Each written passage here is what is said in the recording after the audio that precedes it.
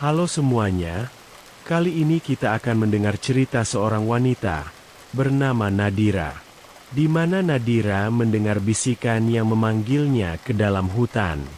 Suara itu memaksanya masuk ke dalam kegelapan, hingga ia menemukan sebuah gua yang dipenuhi simbol-simbol aneh dan aura mengerikan. Di sana, ia menemukan kisah seorang gadis bernama Siti yang menjadi korban ritual mengerikan. Saat Nadira mencoba memahami apa yang terjadi, ia diseret ke dalam kegelapan yang lebih dalam, dengan rahasia kelam ayah tirinya yang terungkap sebagai bagian dari sekte jahat. Ketika nyawanya terancam, sosok bayangan yang mengaku sebagai Siti menyelamatkannya di detik terakhir, memintanya lari dan tidak menoleh ke belakang. Namun, saat Nadira berhasil keluar dari hutan, ia tahu kegelapan itu belum selesai. Bisikan di udara terus bergema. Kami masih menunggumu. Inilah horor sebelum bobo. Nadira menutup telinganya erat-erat dengan kedua tangannya. Suara itu kembali lagi. Sudah 2 malam berturut-turut bisikan-bisikan aneh itu muncul. Seakan-akan ada yang memanggil namanya dari balik dinding kamar. Awalnya pelan, lalu semakin keras, dan malam ini, suara itu menjadi semakin jelas, bergema di seluruh ruangan dengan nada yang dingin dan mengerikan. Nadira, Nadira, kemarilah, pergilah ke hutan. Suara itu merayap di pikirannya, seperti ada sosok tak terlihat yang memaksanya untuk menuruti panggilan itu. Nadira menggigil, tetapi ada sesuatu yang membuat tubuhnya seakan tidak bisa menolak. Ia merasa dirinya tersedot ke dalam suara itu, tak berdaya untuk menghindar. Tanpa sadar, ia melangkah ke arah pintu, menahan napas dalam kebisuan yang mencekam, menggantung di udara. Ketika ia keluar rumah, malam sudah begitu kelam. Langit diselimuti kabut tebal, memudarkan sinar bintang, dan hanya suara langkahnya yang menggema di sepanjang jalan tanah menuju hutan di pinggiran desa. Suasana di sekitar begitu sunyi, seolah-olah dunia telah berhenti bernapas untuk menyaksikan langkah-langkahnya yang semakin dekat dengan gelapnya pepohonan. Sesampainya di pinggir hutan, Nadira merasakan hawa dingin yang menusuk kulit, seperti tangan tak kasat mata yang menggerayangi tubuhnya. Pepohonan tinggi menjulang di depannya, membentuk bayang-bayang aneh yang tampak seperti sosok-sosok bengkok dengan tangan-tangan kurus yang terulur. Sesekali, angin berembus perlahan, tetapi tidak membawa ketenangan, hanya bisikan samar yang semakin kuat seiring ia melangkah lebih dalam. Nadira, lebih dalam. Temukan aku. Ia berhenti sejenak. Napasnya tersengal. Setiap seruan membuat jantungnya berdebar keras, hampir membuat tubuhnya goyah. Ia ingin berbalik dan lari, tapi setiap kali suara itu memanggilnya, kakinya malah bergerak lebih cepat menuju kegelapan. Di tengah hutan, tanpa disadarinya, Nadira melangkah ke sebuah jalan setapak yang nyaris tertutup dedaunan. Jalan itu terlihat seolah telah lama tidak dilalui, penuh dengan akar-akar yang membelit seperti tangan-tangan yang ingin menariknya lebih dalam. Cahaya bulan yang suram menyelinap di sela-sela dahan, menciptakan bayang-bayang bergerak yang mengingatkannya pada tangan-tangan hantu yang mencoba meraihnya. Setiap langkahnya semakin berat, dan bisikan itu kini berubah menjadi dengungan samar yang menggema di kepalanya, menciptakan sakit kepala yang tajam. Ia menundukkan kepala, menekan kedua pelipisnya, menutup telinganya dengan kedua tangannya. Namun suara itu tidak mau berhenti. Temukan aku di kuburanku. Pikiran Nadira kabur. Hatinya dipenuhi oleh rasa takut yang dingin, tetapi juga rasa penasaran yang tak tertahankan.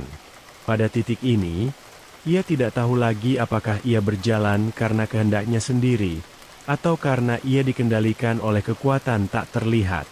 Ketika ia melihat sekelebat bayangan di hadapannya, Tubuhnya seolah membeku. Ada sesuatu.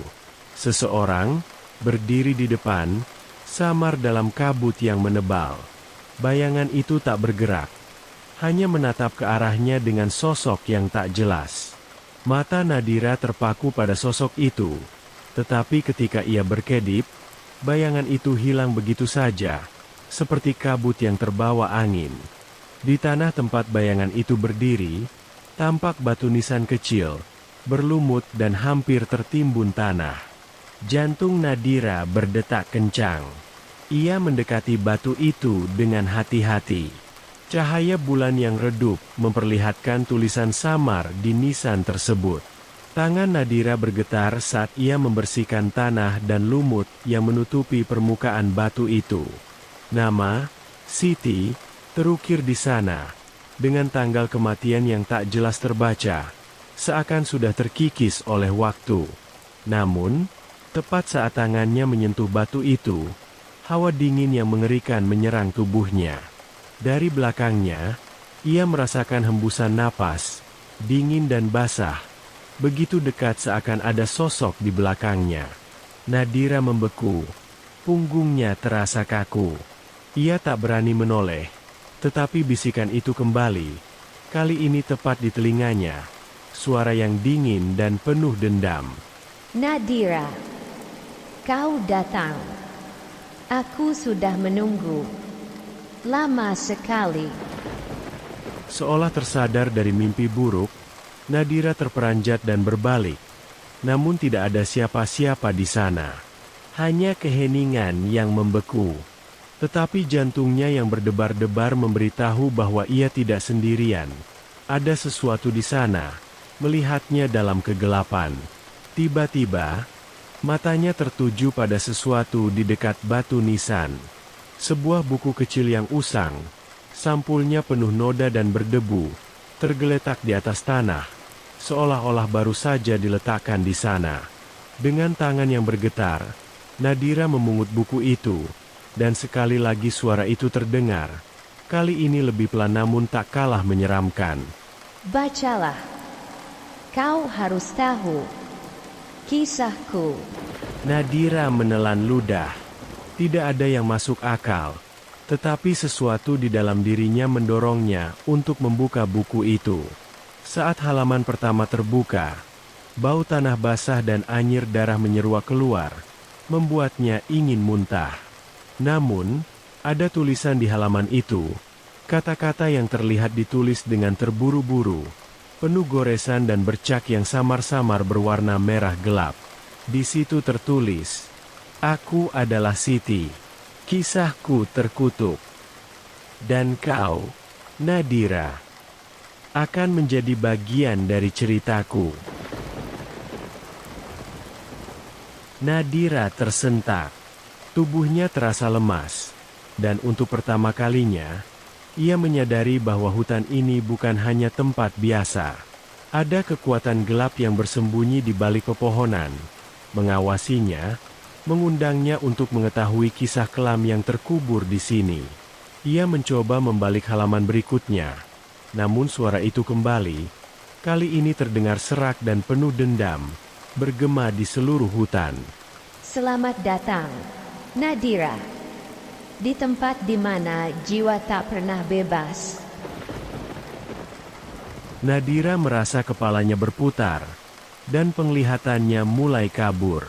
Namun, saat itu juga, ia tahu, tidak ada jalan untuk kembali. Dia telah terjerat di dalam bayang-bayang masa lalu yang menyeramkan, dan hutan ini tidak akan melepaskannya dengan mudah. Nadira duduk di lantai kamarnya, di bawah cahaya temaram lilin yang hampir padam. Udara terasa dingin dan lembab, dan setiap helaian rambut di tengkuknya berdiri tegak, seolah ada yang mengawasinya dari sudut-sudut gelap ruangan. Di pangkuannya terletak buku harian usang yang baru saja ia temukan di hutan. Hati kecilnya merasakan ketakutan yang pekat, namun rasa penasaran itu terlalu kuat untuk ia lawan. Ia membuka halaman pertama, dan mulai membaca catatan Siti. Tulisan tangan Siti tampak berantakan, penuh goresan dan coretan yang menunjukkan ketergesaan atau mungkin kegelisahan. Nadira mencoba merangkai potongan-potongan kisah dari setiap paragraf yang tertulis dalam buku itu, dan seiring ia membaca, hawa di sekelilingnya semakin terasa tegang. Setiap kali aku berada di dekat hutan, aku merasa ada sesuatu yang memperhatikanku. Mataku selalu menangkap bayangan-bayangan aneh, sosok-sosok gelap yang bergerak cepat di antara pepohonan. Kadang-kadang aku mendengar bisikan yang memanggil namaku, meskipun aku tahu tidak ada siapa-siapa di sana. Demikian tertulis dalam salah satu halaman. Nadira merasakan kengerian yang hampir membuatnya ingin menutup buku itu. Namun ada sesuatu dalam tulisan Siti yang menahan tangannya untuk tetap membaca.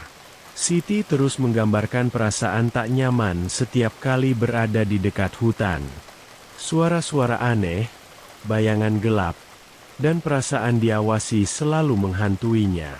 Tetapi, di bagian bawah halaman, tulisan Siti berubah. Goresan-goresannya tampak lebih tajam, lebih emosional. Seakan-akan Siti menumpahkan seluruh perasaannya dengan kemarahan yang terpendam. Ayah tiriku. Pria itu adalah monster dalam hidupku. Setiap kali ibu pergi, dia berubah menjadi sosok yang kejam. Tangannya yang keras sering menghantam tubuhku. Dia tidak suka aku keluar rumah atau pergi ke hutan. Selalu mengatakan bahwa tempat itu bukan untuk anak sepertiku. Tapi aku tahu alasannya. Dia tidak ingin aku punya tempat untuk lari. Nadira menahan napas. Ia merasakan kemarahan dan ketakutan yang dituangkan Siti dalam tulisan itu. Dan tiba-tiba ia merasa tenggorokannya tercekat. Bayangan Siti sebagai seorang gadis yang kesepian dan terjebak dalam kekerasan mulai muncul dalam pikirannya. Dan pertanyaan besar muncul. Bagaimana nasib gadis ini berakhir? Seolah-olah ada sesuatu yang mendorong Nadira untuk terus membaca. Jari-jarinya membalik halaman demi halaman. Setiap kata semakin dalam menuntunnya ke dalam kehidupan penuh kesedihan dan misteri dari seorang gadis yang hilang. Suatu malam, tulis Siti, aku mendengar bisikan yang memanggilku. Bisikan itu sama seperti yang aku dengar saat berada di dekat hutan. Tapi kali ini, aku berada di kamar. Bisikan itu seakan ingin aku pergi. Untuk keluar dari rumah ini, untuk menjauh dari tempat ini. Aku merasa dipanggil oleh sesuatu yang berada di luar sana. Sesuatu yang tampak. Memahami penderitaanku. Nadira merasa semakin terhubung dengan apa yang dituliskan Siti. Bisikan yang sama kini telah membawanya sendiri ke hutan. Bisikan yang bergema, memanggilnya dalam kegelapan, sama seperti yang dialami Siti sebelum ia menghilang. Saat Nadira melanjutkan membaca, muncul petunjuk-petunjuk samar yang menambah kengerian cerita itu. Ayah tiriku sering mengatakan bahwa tidak ada yang akan mempercayaiku jika aku pergi. Tapi apa dia tahu tentang suara-suara itu? Tentang mata-mata yang mengawasi dari balik pohon? Terkadang aku merasa dia adalah bagian dari sesuatu yang lebih besar. Sesuatu yang gelap dan jahat. Aku tidak yakin lagi siapa yang lebih menakutkan, pria itu atau hutan itu sendiri. Nadira merasa ada sesuatu yang menekan dadanya. Bulu kuduknya berdiri saat ia menyadari bahwa mungkin kematian Siti bukanlah sekadar kecelakaan. Siti menulis banyak tentang ayah tirinya yang kejam, tetapi juga tentang sesuatu di hutan yang tampaknya menunggunya, seolah ada entitas yang terhubung dengan nasibnya. Suatu perasaan suram yang semakin terasa jelas di setiap halaman, bahwa Siti berada di ambang takdir yang mengerikan. Nadira membalik halaman berikutnya. Matanya menangkap kalimat yang tampak ditulis dengan gemetar, hampir sulit dibaca, penuh bekas tinta yang belepotan. Malam itu aku tidak bisa tidur. Ayah tiri datang ke kamarku lagi, dan setelah dia pergi, aku merasa tubuhku penuh luka dan sakit. Aku merasa terperangkap. seperti tikus dalam sangkar. Dan suara itu menjadi semakin keras, memintaku untuk pergi. Aku merasa jika aku tidak pergi, aku akan mati di tempat ini, terkubur dalam bayang-bayang kegelapan. Nadira menarik napas dalam-dalam. Hatinya berdebar kencang, penuh kecemasan. Sebuah pertanyaan besar kini muncul di kepalanya. Apakah Siti pergi ke hutan malam itu untuk melarikan diri dari kekejaman ayah tirinya? Atau ada sesuatu yang lebih besar yang menariknya? Pada halaman berikutnya, Siti menulis, "Aku tahu mereka mengawasiku dari balik pepohonan. Kadang aku merasa aman, namun kadang aku merasa mereka menginginkanku mati.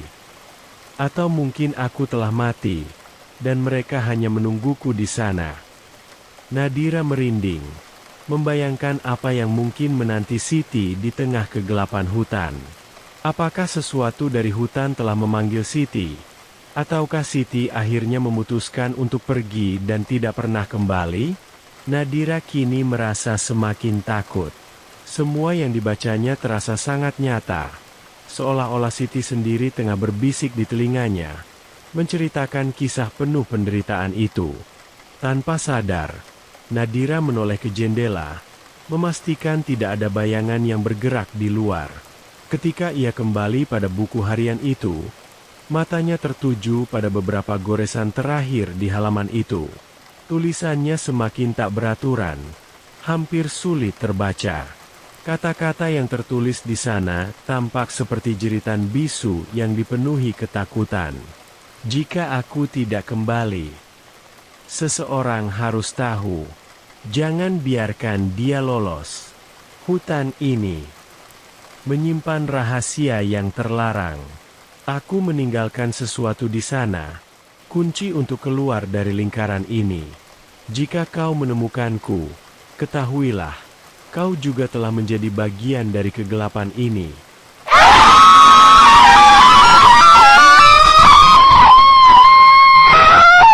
Nadira menutup buku itu perlahan. Tangan dan tubuhnya bergetar.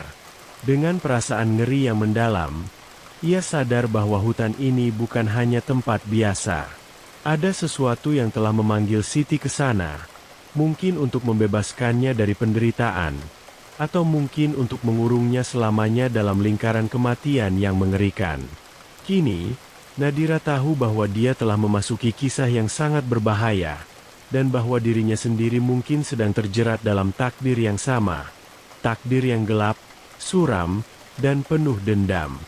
Dan pertanyaan terbesar yang menggema di pikirannya adalah, dengan cara apa Siti akhirnya meninggal? Nadira melangkah semakin dalam ke dalam hutan, mengikuti dorongan yang seakan memaksanya untuk terus maju. Jantungnya berdetak keras di dadanya, dan rasa dingin menusuk tulang membuat setiap langkahnya terasa seperti masuk lebih dalam ke dalam rahasia yang seharusnya terkubur. Namun, ada sesuatu yang memanggilnya dari jauh. Semakin jelas seiring ia mendekat pada sebuah gua yang nyaris tersembunyi di balik lebatnya semak-semak dan akar pepohonan. Saat Nadira berdiri di mulut gua, udara di sekitarnya terasa lebih berat. Hawa busuk yang menyengat hidungnya menyeruak dari dalam, menguar seperti bau bangkai yang lama terkubur. Bau itu begitu menusuk, hingga hampir membuatnya muntah. Namun, seakan tersihir, tubuhnya bergerak masuk, melangkah lebih dalam ke kegelapan gua yang semakin pekat. Ketika matanya mulai terbiasa dengan kegelapan, ia melihat dinding-dinding gua dipenuhi oleh ukiran aneh. Simbol-simbol yang tampak tidak wajar, berlekuk-lekuk dalam pola yang tampak seperti wajah-wajah yang memelototinya. Ada bekas noda hitam dan merah pada dinding, seolah-olah ada cairan yang pernah mengalir di sana, membekas selama bertahun-tahun. Tiba-tiba, Nadira merasakan hawa dingin yang begitu pekat menyelimutinya. Seketika itu juga, bayangan-bayangan gelap mulai muncul dari sekelilingnya, seolah-olah tercipta dari kegelapan itu sendiri. Bayangan-bayangan itu melayang, menari dengan gerakan lambat yang mengerikan, mengelilinginya, menciptakan lingkaran yang menyesakkan. Masing-masing bayangan itu memiliki wajah, namun wajah mereka bukanlah wajah manusia. Nadira terengah-engah, punggungnya menempel pada dinding gua, mencoba menghindari bayangan yang semakin mendekat. Wajah-wajah itu tampak menyeringai. Mata mereka kosong namun penuh kebencian.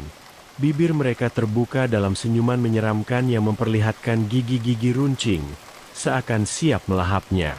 Ia mencoba bergerak mundur, namun tak ada ruang. Bayangan-bayangan itu terbang di atasnya, menyentuh kulitnya dengan hembusan dingin seperti kabut yang pekat. Setiap kali salah satu bayangan melewati wajahnya, ia merasakan sentuhan tajam, seperti cakar tak terlihat yang menyapu kulitnya. Nadira menggigil. Napasnya semakin cepat. Ia merasa tubuhnya mulai kehilangan kekuatan, dan bayangan-bayangan itu terus mendekat, membisikkan sesuatu dalam bahasa yang tidak dimengertinya. Di tengah kerumunan bayangan yang menghantuinya, muncul satu sosok yang lebih besar, lebih jelas daripada yang lain. Sosok itu melayang, mendekat hingga hanya beberapa inci dari wajahnya. Nadira memandang sosok itu dan jantungnya berhenti sejenak. Wajah itu tampak familiar. Ada sesuatu tentang mata tajam dan senyum bengisnya yang memanggil ingatannya. Namun, meski hatinya merasakan sesuatu yang ia kenal, pikirannya tetap kosong. Ia tahu pernah melihat wajah ini, tapi ia tak bisa mengingat di mana. Sosok itu mengangkat tangannya, lalu perlahan menyentuh dahi Nadira dengan satu jari dingin yang menyengat. Seketika tubuh Nadira melayang dari tanah. Ia merasakan gravitasi seperti menghilang, dan dalam sekejap tubuhnya terdorong lebih dalam ke gua, melayang menuju altar batu yang tampak di tengah ruangan. Bayangan-bayangan itu mengikuti, mengepungnya dengan tatapan lapar, seakan menunggu untuk menyaksikan sesuatu yang sangat kelam. Nadira terbaring di atas altar batu yang keras dan dingin. Kakinya mati rasa, dan tangannya terasa lemah. Namun, di tengah kegelapan dan hawa dingin itu, matanya menangkap pemandangan aneh di sekitarnya. Gua itu dipenuhi bekas lilin yang meleleh, serta ukiran-ukiran aneh yang seakan mengalirkan energi gelap.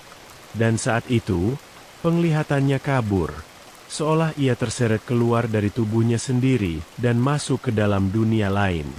Di tengah visinya, Nadira melihat sekumpulan orang mengenakan jubah hitam, berdiri melingkar di sekitar altar yang sama. Wajah mereka tidak terlihat jelas, namun suara nyanyian rendah dan gemuruh mantra memenuhi udara.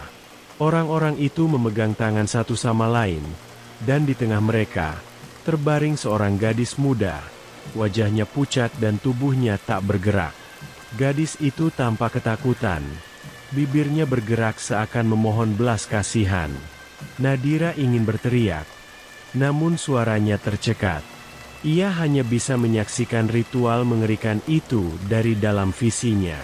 Para pelaku ritual mengangkat tangan mereka tinggi-tinggi, melantunkan mantra yang begitu asing. Dan seketika altar tersebut diselimuti oleh kabut hitam yang berputar di atas tubuh gadis itu. Di tengah ritual itu, seorang lelaki dengan wajah kejam maju dan menghunuskan pisau tajam ke dada gadis tersebut, menancapkan pisau dengan gerakan dingin dan tanpa belas kasihan. Darah menyembur keluar, mengalir di atas altar batu, dan suara jeritan gadis itu terdengar memekakan telinga. Nadira menutup matanya, namun penglihatan itu tak mau hilang. Ia dipaksa menyaksikan tubuh gadis itu yang terbaring tanpa nyawa di atas altar, sementara darahnya menetes di celah-celah batu. Mantra-mantra itu berhenti, dan orang-orang berjubah hitam mulai menghilang satu persatu ke dalam bayang-bayang gua, meninggalkan tubuh gadis itu sendirian, terbaring dalam keheningan yang mengerikan.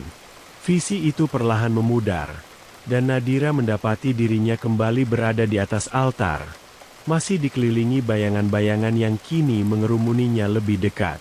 Bayangan-bayangan itu melayang di atasnya. Wajah-wajah mereka menunjukkan kepuasan yang mengerikan, seolah-olah mereka telah mendapatkan apa yang mereka inginkan.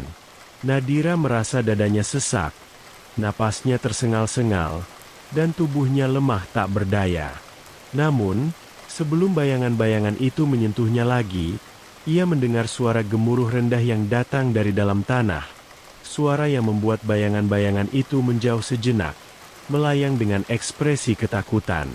Kesempatan itu cukup baginya untuk tersadar dari mimpi buruk ini. Nadira merasakan kekuatan kecil yang tersisa dalam tubuhnya, dan dengan sisa tenaganya, ia meronta dan merangkak turun dari altar, berlari menuju mulut gua dengan sekuat tenaga. Ia mendengar suara bayangan-bayangan itu melolong di belakangnya, mengikuti dalam jarak dekat. Keluar dari gua, Nadira tersungkur ke tanah, terengah-engah dan menggigil. Udara malam yang dingin terasa jauh lebih nyaman daripada keheningan mencekam di dalam gua tadi. Ia menoleh, dan gua itu tampak gelap dan sunyi kembali, seolah-olah tak pernah ada yang terjadi di dalam sana.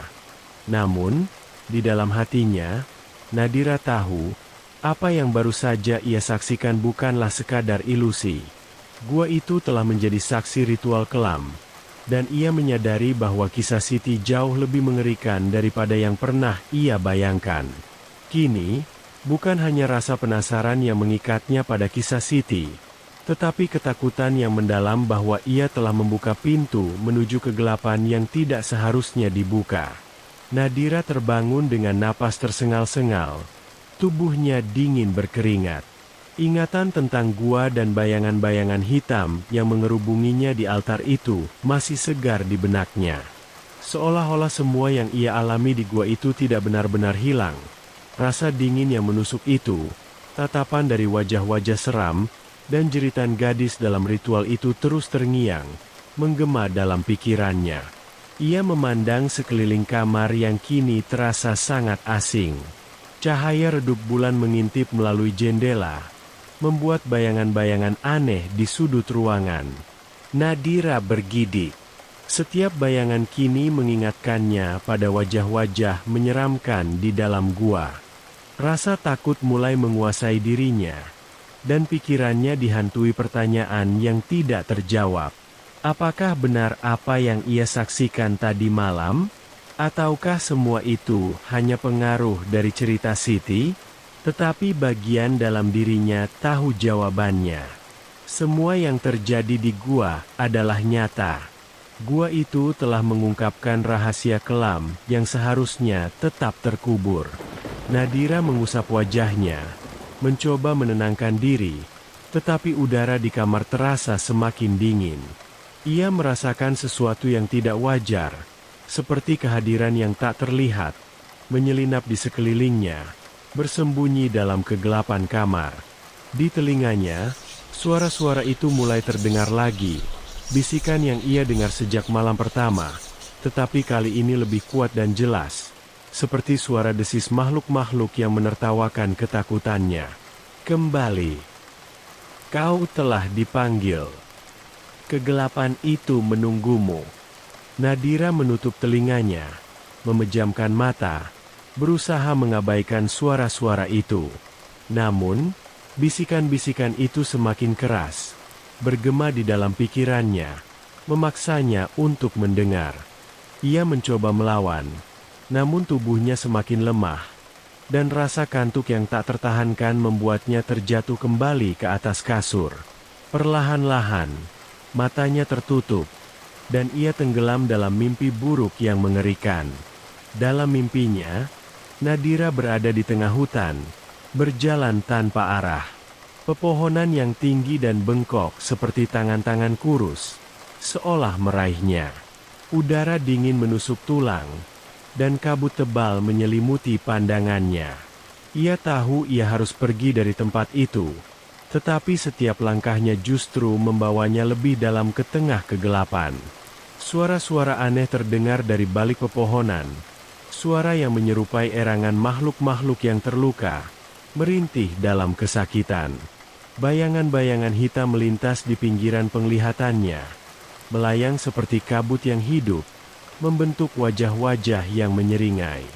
Dan di sana, di tengah kegelapan, Tampak altar batu yang sama seperti yang ia lihat di dalam gua. Di atas altar itu, terbaring tubuh seorang gadis muda.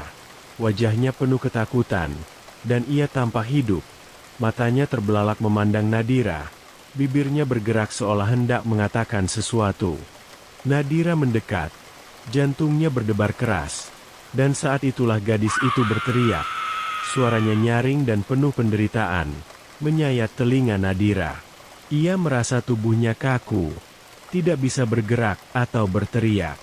Gadis itu memandangnya dengan mata penuh dendam. Seakan-akan kematiannya adalah kesalahan Nadira. Namun, di tengah mimpi buruk itu, ia melihat sosok lain berdiri di belakang altar. Sosok pria yang tidak dikenalnya karena tertutup jubah namun tampak sangat akrab. Pria itu mengenakan jubah gelap, memegang pisau yang sama dengan yang ia lihat dalam visinya di gua. Pria itu tersenyum sinis ke arah Nadira. Wajahnya diselimuti bayangan, tetapi matanya bersinar dengan kilatan dingin dan kejam. Nadira berusaha kabur, tetapi kakinya terpaku pada tanah. Pria itu mendekat, mengulurkan tangan seolah hendak meraihnya. Dan ketika jari-jari dinginnya hampir menyentuh kulitnya, Nadira terbangun dengan teriakan yang nyaring. Pagi itu, tubuh Nadira terasa lelah seolah baru saja berlari ratusan kilometer namun, bukan hanya kelelahan fisik yang membuatnya merasa lemah. Hatinya kini diselimuti rasa takut yang mendalam. Ia merasakan ketakutan yang berbeda dari sebelumnya. Rasa takut yang menyiksa, dan setiap detail mimpinya terpatri jelas di pikirannya. Seperti peringatan dari dunia lain. Ketika ia memandangi buku harian Siti yang masih tergeletak di atas meja, rasa ingin tahunya mulai mengalahkan ketakutannya. Nadira membuka kembali buku itu, membalik halaman-halaman yang tersisa dengan tangan yang gemetar. Ia berharap menemukan jawaban, atau mungkin setidaknya penjelasan mengapa bayangan-bayangan kelam itu menghantuinya. Dalam halaman terakhir yang sempat ia baca, Siti menuliskan sesuatu dengan goresan yang tajam dan kasar. Aku merasa seolah sedang dipantau setiap saat, dan aku tidak bisa melarikan diri. Setiap malam, bisikan-bisikan itu semakin jelas. Mereka memanggilku, menginginkanku untuk menjadi bagian dari mereka. Ayah tiriku mengatakan aku hanya berhayal. Tetapi aku tahu dia berbohong. Dia tahu ada sesuatu di hutan ini, sesuatu yang tak bisa dia kendalikan. Nadira membacanya dengan perasaan yang campur aduk antara marah dan takut. Ayah tiri Siti bukan hanya sosok kasar, tetapi tampaknya terlibat dalam sesuatu yang jauh lebih gelap dari yang ia bayangkan. Tulisannya semakin mengerikan di halaman berikutnya. Hampir sulit terbaca. Tetapi kata-kata itu tetap jelas, penuh dengan kemarahan dan keputusasaan. Aku tak punya pilihan. Aku harus pergi ke hutan malam ini. Mereka memanggilku. Aku merasa ini adalah satu-satunya cara agar aku bisa bebas. Jika aku tidak kembali, mungkin tubuhku telah mereka ambil. Nadira menutup buku itu dengan cepat. Tubuhnya gemetar. Kata-kata itu terasa seperti peringatan bagi dirinya sendiri. Seolah-olah Siti berusaha memberitahu sesuatu yang seharusnya tidak ia ketahui. Rasa takutnya semakin menguat. Dan pikiran tentang ritual kelam yang dilihatnya di gua terus menghantuinya. Tetapi di balik rasa takut itu, ada sesuatu yang menggerakkan Nadira. Sebuah keinginan kuat untuk menemukan kebenaran, untuk mengetahui apa yang sebenarnya terjadi pada Siti, dan mengapa semua ini seolah-olah diatur untuk membawanya ke dalam lingkaran kutukan yang sama. Nadira menguatkan tekadnya. Ia tahu bahwa untuk mendapatkan jawaban, ia harus kembali ke tempat itu, kembali ke hutan, ke gua yang telah menunjukkan kisah kelam tersebut. Hatinya diselimuti oleh rasa takut, tetapi juga oleh dorongan yang tak terjelaskan untuk menyelidiki lebih jauh. Meskipun ia tahu bahwa kebenaran mungkin akan membawanya pada takdir yang sama kelamnya dengan Siti. Nadira masih di kamarnya dengan tubuh yang lelah dan perasaan berat. Pikirannya dipenuhi bayangan tentang Siti, mimpi-mimpi buruknya, dan gua menyeramkan itu. Dan memutuskan pergi sejenak melihat kondisi gua saat ini. Namun, satu pertanyaan terus membara di kepalanya. Mengapa semua bisikan dan bayangan itu seperti terarah padanya? Apakah ia dipilih? Ataukah ini semua bagian dari kutukan yang dimulai jauh sebelum ia mengenal hutan ini? Di tengah kegalauan, Nadira pun memutuskan pulang ke rumah. Di tengah perjalanannya menuju gua. Begitu ia memasuki rumah, suasana di dalam rumah terasa berbeda, lebih dingin dari biasanya. Ruangan tampak redup, meski matahari siang masih bersinar di luar. Nadira mendapati ayah tirinya, Pak Dharma, duduk di ruang tamu. Matanya yang gelap menatap Nadira tajam, membuat darahnya seolah membeku. Biasanya, ia menghindari tatapan langsung Pak Dharma, tetapi kali ini ia merasakan sesuatu yang berbeda, seperti rahasia gelap yang perlahan mengungkapkan dirinya. Pak Dharma tersenyum kecil, senyum yang tidak memberikan kenyamanan, melainkan ketidaknyamanan yang mendalam. "Dari mana saja kamu?" tanyanya dengan nada yang datar, tetapi ada sesuatu dalam suaranya yang mengisyaratkan ancaman. Nadira merasa ada sesuatu yang harus ia sembunyikan. Dengan gugup, ia menjawab singkat, "Jalan-jalan di sekitar hutan, Pak." Pak Dharma mendengus, memandang Nadira dengan tatapan yang seolah menembus ke dalam pikirannya. "Kau seharusnya tidak pergi ke sana, Nadira. Hutan itu bukan tempat yang aman, terutama bagi mereka yang tidak tahu cara menghormati kegelapan yang ada di sana." Nadira merinding. Ada yang tidak wajar dalam kata-kata ayah tirinya, seolah-olah ia tahu lebih banyak tentang apa yang terjadi di dalam hutan daripada yang ia akui. Rasa takut perlahan berubah menjadi rasa penasaran yang menggerogoti. Di tengah rasa takut yang menggigit, keberanian yang tidak terduga tumbuh dalam diri Nadira. "Mengapa, Pak? Apa yang ada di hutan itu?" tanyanya. Suaranya bergetar namun tajam. Pak Dharma hanya tersenyum tipis, dan kali ini senyumnya terasa begitu jahat. "Kau tidak perlu tahu," jawabnya dingin. Namun, malam itu, perasaan curiga dalam diri Nadira semakin besar. Ia teringat pada kata-kata terakhir yang ditulis Siti dalam buku hariannya, bahwa ayah tirinya terlibat dalam sesuatu yang lebih gelap dan jahat. Rasa takut dan penasaran membuatnya terus mengingat wajah gadis yang terbaring di altar dalam visinya. Gadis itu, Siti, mungkin telah dipaksa melakukan ritual mengerikan, dan Nadira mulai memahami siapa yang bertanggung jawab atas semua itu. Tak mampu menahan dorongan itu lebih lama, Nadira memutuskan untuk mencari tahu lebih lanjut tentang rahasia gelap yang tersembunyi di balik kepribadian dingin ayah tirinya. Nadira menunggu hingga larut malam, memastikan rumah dalam keadaan sunyi dan ayah tirinya sudah tertidur. Dengan langkah hati-hati, ia menyelinap ke ruang kerja Pak Dharma, sebuah ruangan yang jarang ia masuki. Begitu ia membuka pintu, bau kayu tua dan kertas yang telah lama terabaikan menyambutnya. Penerangan dari lampu kecil di sudut ruangan menyoroti meja penuh dengan kertas-kertas yang berserakan. Di atas meja, matanya menangkap sebuah buku besar dengan sampul hitam.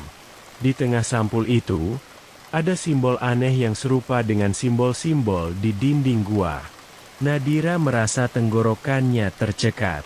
Ia tahu ia harus membuka buku itu untuk menemukan jawaban.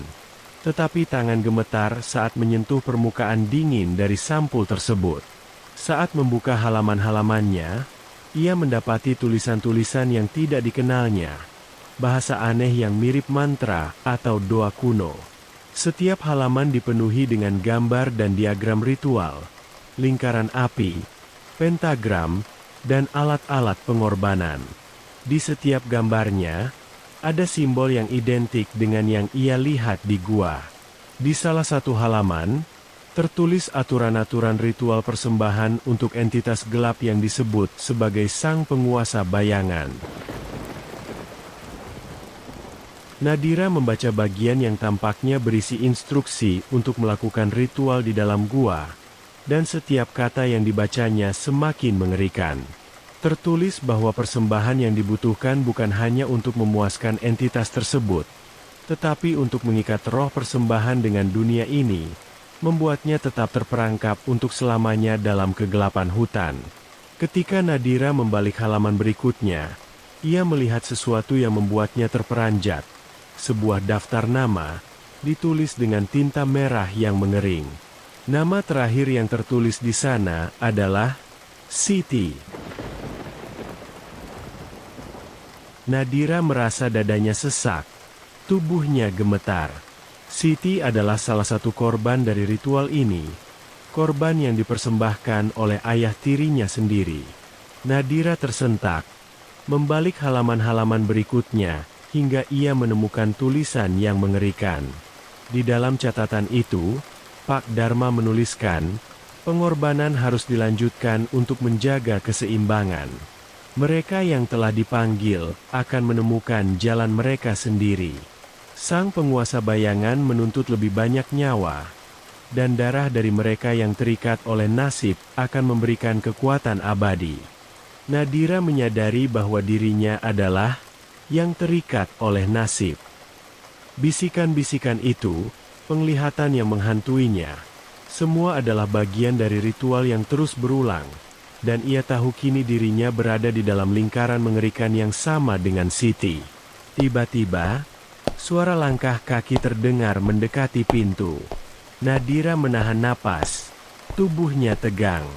Ia mematikan lampu dan bersembunyi di balik rak buku besar di sudut ruangan. Pintu ruang kerja terbuka, dan Pak Dharma masuk dengan langkah yang tenang namun mengancam.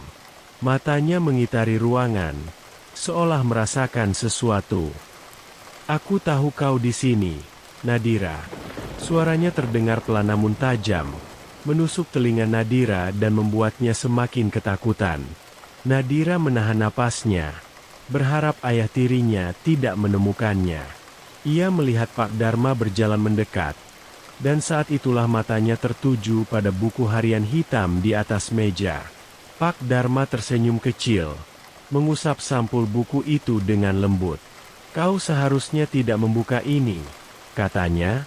Suaranya lebih lembut namun penuh ancaman. Nadira merasa tenggorokannya tercekat. Ia ingin berlari, tetapi kakinya terasa terpaku pada lantai. Dalam beberapa detik yang terasa seperti abadi, Pak Dharma berbalik dan berjalan keluar, meninggalkan ruangan tanpa menoleh lagi. Nadira tahu bahwa pria itu tahu tentang kehadirannya, tetapi ia sengaja meninggalkannya, memberikan peringatan tanpa kata. Ketika Nadira keluar dari ruang kerja dan menutup pintu, ia merasakan ketakutan yang lebih mendalam. Ia tahu bahwa rahasia tentang ayah tirinya bukanlah sekadar kekejaman pribadi, tetapi bagian dari sekte gelap yang telah mengorbankan Siti, dan mungkin siap untuk melakukan hal yang sama padanya. Nadira melangkah perlahan menuju kamarnya, tetapi langkahnya terasa berat, seperti membawa beban kengerian yang tak terlihat. Malam itu, untuk pertama kalinya, ia menyadari bahwa hidupnya kini berada dalam bahaya besar. Semua bukti mengarah pada satu fakta yang mengerikan, bahwa ayah tirinya mungkin telah memilihnya sebagai korban berikutnya. Malam itu, Nadira terbangun dengan rasa dingin yang menusuk, lebih dingin daripada sebelumnya. Matanya perlahan terbuka, dan tubuhnya serasa kaku. Ketika ia mulai sadar, ia melihat bayangan besar berdiri di tepi ranjangnya. Ia terperanjat, mengenali sosok itu. Pak Dharma, ayah tirinya, berdiri dengan tatapan kosong yang menyeramkan. Matanya tampak gelap, dan senyum dingin tergurat di wajahnya. Tanpa berkata sepatah kata pun, Pak Dharma meraih lengan Nadira dengan kekuatan yang tak bisa ia lawan. Nadira meronta, namun genggamannya terlalu kuat. Ia mencoba berteriak, tetapi suara jeritannya hanya terdengar lirih, seakan tenggorokannya tercekat. Nadira merasa ketakutan yang begitu dalam, seperti ia telah ditarik ke dalam jurang yang tak berujung. Pak Dharma menyeretnya keluar rumah, menuju hutan yang gelap dan sunyi. Malam itu, hutan seakan hidup, seolah-olah pepohonan menyaksikan setiap langkah yang mereka ambil. Di dalam hutan, kegelapan menyelimuti segala penjuru, dan hanya suara langkah kaki serta helaan napas berat Pak Dharma yang terdengar di antara bayang-bayang. Nadira merasa tubuhnya semakin lemah. Namun ia tahu bahwa jika ia menyerah, ia tidak akan selamat. Saat mereka tiba di mulut gua, hawa dingin yang pekat dan busuk menyeruak, menyelimuti mereka berdua. Pak Dharma menyeret Nadira masuk ke dalam gua, sementara tubuhnya gemetar dalam ketakutan yang tak pernah ia rasakan sebelumnya. Di dalam gua, Pak Dharma melemparkan tubuh Nadira ke atas altar batu, mengikat tangannya dengan tali kasar yang dingin. Nadira berusaha meronta, namun kekuatan ayah tirinya membuatnya tak berdaya. Tangannya terikat erat, dan tubuhnya terbaring kaku di atas batu dingin. Di bawah cahaya remang-remang lilin, Pak Dharma mulai mengucapkan mantra-mantra dalam bahasa yang tidak ia mengerti. Suaranya dalam dan seram, seolah-olah berbicara dengan sesuatu yang tidak terlihat. Nadira merasakan ketakutan yang begitu pekat, dan air matanya mengalir tanpa henti. Ia tahu bahwa ini adalah akhir dari segalanya, bahwa ayah tirinya telah memutuskan untuk mengorbankannya dalam ritual mengerikan yang sama seperti yang dilakukan pada Siti. Namun, tepat ketika Pak Dharma mengangkat pisau tajam, sesuatu yang tak terduga terjadi. Dari kegelapan di sudut gua, sesosok bayangan besar dan gelap muncul, bergerak dengan cepat ke arah Pak Dharma. Nadira hanya bisa melihat sekilas, namun bayangan itu begitu nyata, begitu kuat, seperti roh yang bangkit dari kematian. Pak Dharma tampak terkejut, berbalik ke arah bayangan itu.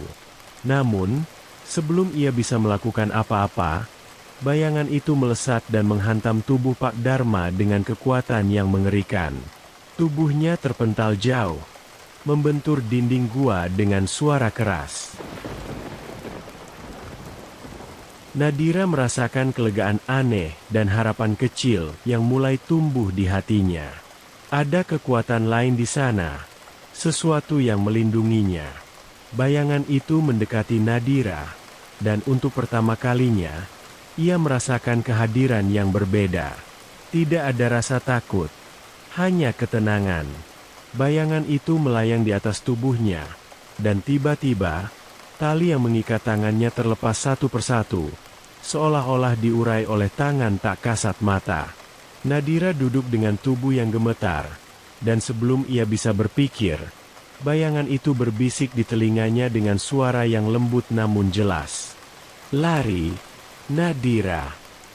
Cepat, tinggalkan tempat ini. Jangan menoleh ke belakang." Nadira merasa hatinya bergemuruh, namun ia tidak ragu. Dengan kekuatan yang tersisa, ia bangkit dan berlari menuju pintu gua, melewati kegelapan yang tampak hidup di sekelilingnya. Namun, sebelum ia benar-benar pergi, suara bayangan itu terdengar sekali lagi, berbisik lembut namun penuh kesedihan. "Aku adalah Siti. Pergilah sebelum mereka menemukanmu." Nadira berbalik sejenak, namun bayangan itu telah menghilang, meninggalkannya dengan rasa lega dan sedih yang tak tertahankan. Ia terus berlari, keluar dari gua, melewati pepohonan, dan melintasi hutan. Di belakangnya, suara gemuruh terdengar, seolah-olah hutan itu sendiri mengeluarkan jeritan yang menyakitkan. Nadira tidak menoleh ke belakang, ingatan tentang Siti dan gua itu masih menghantuinya. Namun ia tahu bahwa bayangan itu, roh Siti, telah menyelamatkannya dari kutukan yang sama. Akhirnya, ia sampai di tepi hutan, meninggalkan kegelapan dan kembali ke jalanan yang terang. Esok paginya, Nadira terbangun di tempat tidur, dengan tubuh yang lelah dan ingatan yang penuh dengan bayangan-bayangan malam itu. Tetapi ada satu hal yang terasa aneh. Pak Dharma, ayah tirinya, tak terlihat dimanapun. Hari demi hari berlalu, dan tak ada tanda-tanda keberadaannya. Nadira tahu bahwa sesuatu telah terjadi di malam itu, sesuatu yang membawa Pak Dharma pergi, menelan dirinya ke dalam kegelapan yang pernah ia panggil. Pihak desa mencari-cari Pak Dharma, tetapi tidak ada yang bisa menjelaskan kemana ia pergi atau apa yang terjadi padanya. Nadira hanya bisa diam, menyimpan rahasia yang tak seorang pun bisa percaya. Rahasia tentang gua dan bayangan-bayangan kelam di hutan itu. Namun, setiap kali ia melewati hutan, ia merasakan mata-mata tak terlihat yang mengawasinya dari balik pepohonan. Bisikan-bisikan halus yang tak pernah sepenuhnya hilang. Dan di dalam hatinya, ia tahu, kegelapan yang pernah menelan Siti dan Pak Dharma tidak akan hilang begitu saja. Ada sesuatu di hutan itu yang masih menunggu, mengawasi, mungkin untuk korban berikutnya. Nadira tak pernah menoleh ke arah hutan lagi, tetapi ia tahu bahwa di dalam sana, di antara pepohonan dan bayang-bayang, entitas gelap itu masih hidup, menunggu mereka yang berani memasuki wilayahnya. Dan pada akhirnya, pertanyaan terbesar terus mengganggu pikirannya. Apakah hal yang sama akan terjadi pada orang lain? Akankah kutukan itu selamanya menghantui hutan ini?